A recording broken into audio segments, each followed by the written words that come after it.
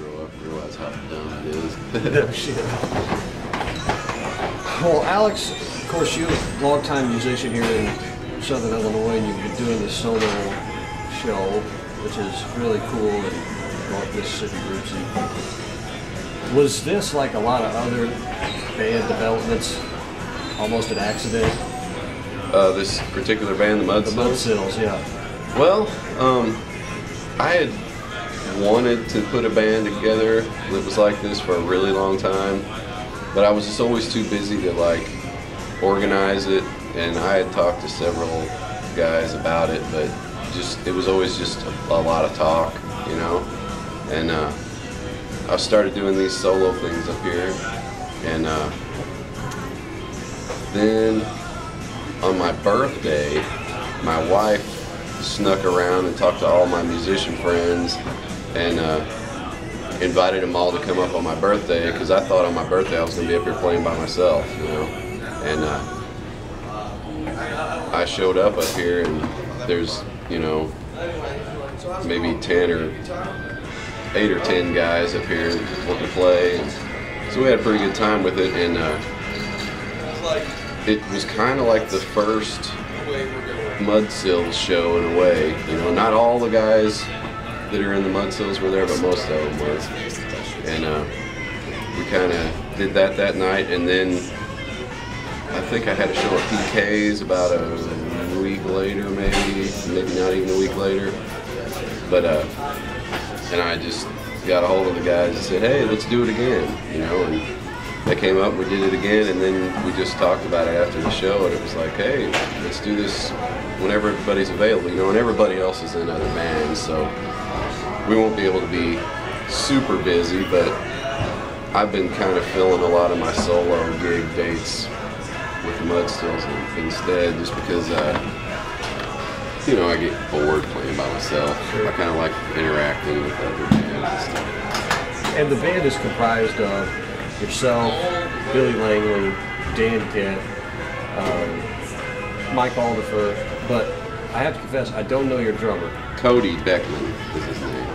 And these were just all friends of yours that you collaborated with at other times. I know you're going to school, taking some classes with Billy on harmonica. Yeah. And I mentioned to somebody the other day, I said, this band is comprised of the best musicians with the most laid-back personalities I've ever seen. Is that reflected in the way that the band plays itself out on stage?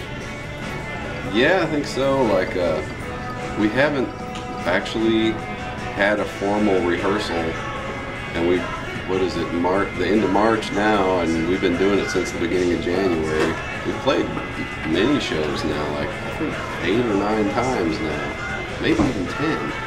But never had a formal rehearsal. It was just like I had all this material that I was doing in my solo shows, and those guys can jump right into play. It's not like I'm playing anything that's super difficult or anything. I think the most difficult thing about this music really is keeping it simple and not busying it up and, you know, overcomplicating it. Or, you know, if you start to work on it too much and polish it out too much, and all of a sudden you got a Chicago blues band, you know. So we're trying not to get too clean with it, you know, keep it kind of raw and off the cuff. So maybe it's a good thing we haven't rehearsed.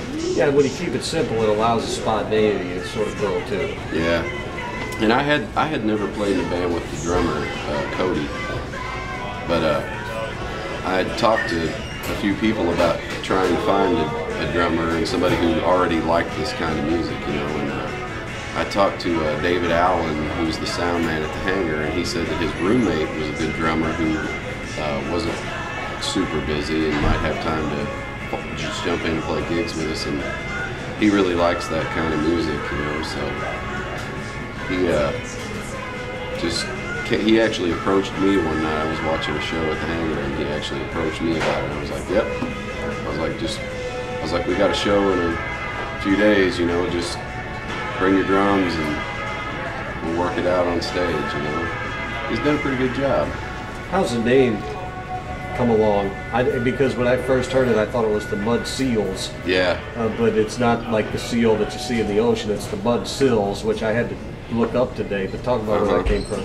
Well, A mud sill is it's the bottom board on your house, basically. It's the thing that the whole rest of the house is built on top of. And I got the idea from this article that I was reading about a congressman. His name was James Hammond. I believe that was the right name.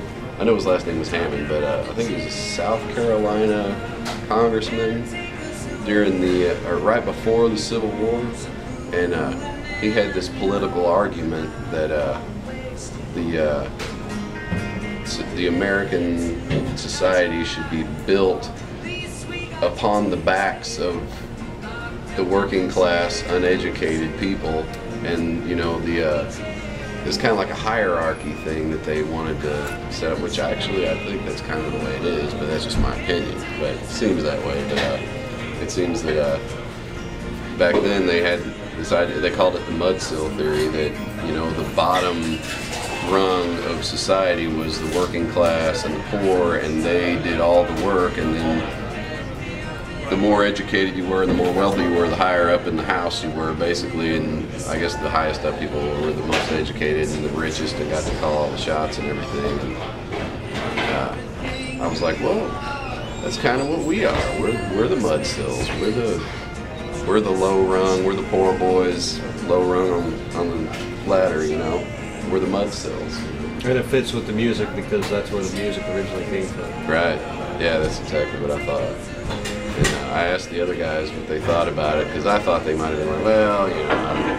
But yeah, they liked it, so. Cool. Alex, I don't know how much you've been able to put together as far as contact information for this band or what the future kind of holds for this group, but talk about that. I mean, is this going to become a full-time band? What do you think the future's going to be? Well, we're having a lot of fun doing it, and the end definitely is nowhere in the near future. I think we'll probably just keep doing it as long as it's fun and as long as people want to hear it. I definitely don't want to play anything that people just don't want to listen to, because our job as entertainers is to entertain people. If you're playing stuff they don't want to listen to, you're not entertaining them, you're not doing your job. So I'd like to keep doing it, and it seems like people like it, and we're having fun doing it. And we haven't really put together any contact information. Like, I've been thinking about, I've been actually intending to start a Facebook page for the band and post the shows on there and stuff, but in the meantime I've just been kind of using my own Facebook page and the Facebook pages of my other bands to kind of advertise the shows, since we already have a bunch of contacts around here and everybody knows it's my band and they know what's up. Sure. But we'll probably make one just especially for that band, and then that way if people want to book the band or something like that, they can get a hold of us through there. Cool. Alex, thanks. Appreciate it. Yeah, thanks. All right, man. That'll work. Man, we gotta try and get